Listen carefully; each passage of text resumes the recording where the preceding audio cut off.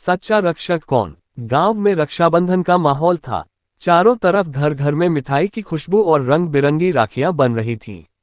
रवि, जो शहर में नौकरी करता था, इस बार खास अपनी बहन पूजा के हाथों से राखी बनवाने के लिए गांव लौट रहा था। पूजा पूरे हफ्ते से उसके आने का इंतजार कर रही थी। रवि बस से उतरकर बाइक पर गांव की ओर बढ़ रहा था। बीच रास्ते में तेज रफ्तार ट्रक ने सामने से टक्कर मार दी। लोग भागकर पहुंचे, लेकिन हादसा इतना भयानक था कि रवि वहीं दम तोड़ चुका था।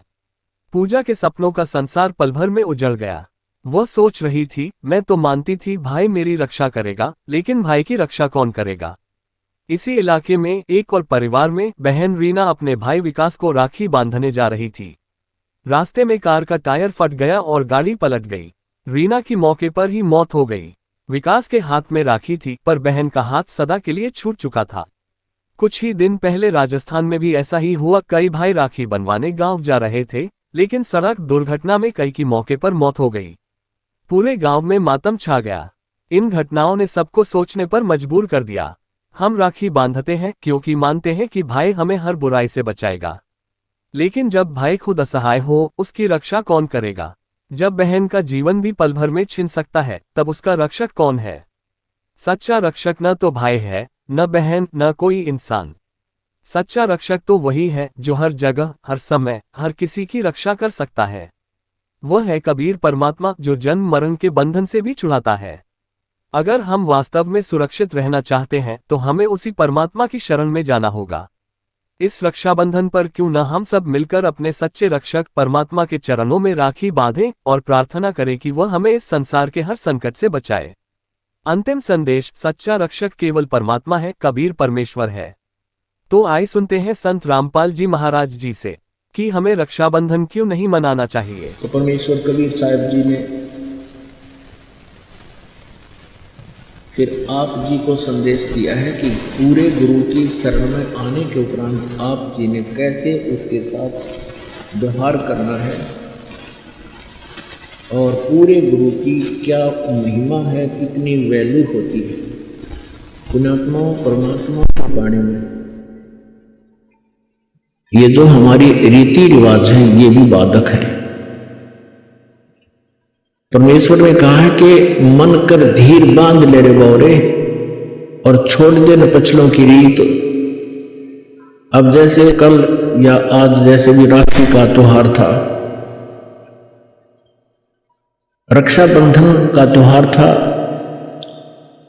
इस रक्षाबंधन की क्या आवश्यकता है, क्यों इसको हम मना रहे हैं? ये काल के चलाए हुए अपने इस टाइम पास करने की खातिर, टाइम वेस्ट करने के लिए और हमें पीड़ित रखने के लिए एक ये रीति बना रखी है।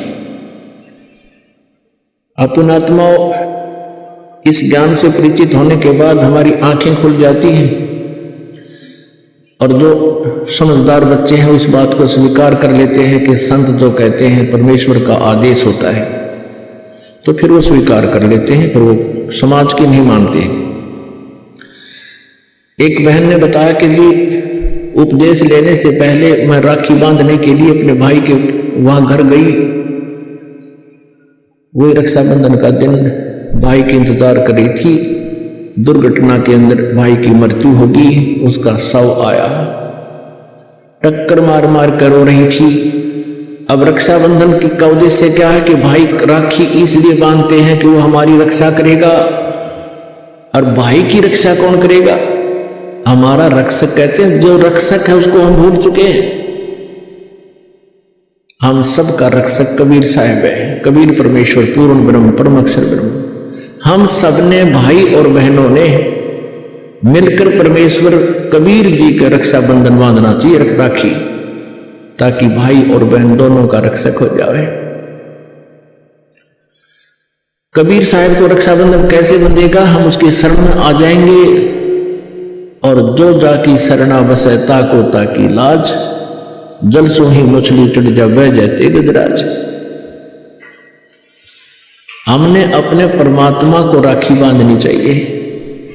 और दूसरा एक और दुख पैदा करती है ये रक्षाबंधन का दिन, जिन बहनों का भाई नहीं, अब वो रोती हैं पिछले कमरों में बैठ कर अकेली, आए हमारे भाई को नहीं, हम किसके राखी बांधेंगे, कोई चाचा के, कोई ताऊ के, कोई मामा के, भाइयों की मुंह की तरफ ताकेंगे हैं, और फिर वो न सोचेंगे या पैसे लेने की मारी यहाँ आ जाती है, चाहे ना कहे पर अंदर में जरूर अवश्य होगा, ऐसा होगा।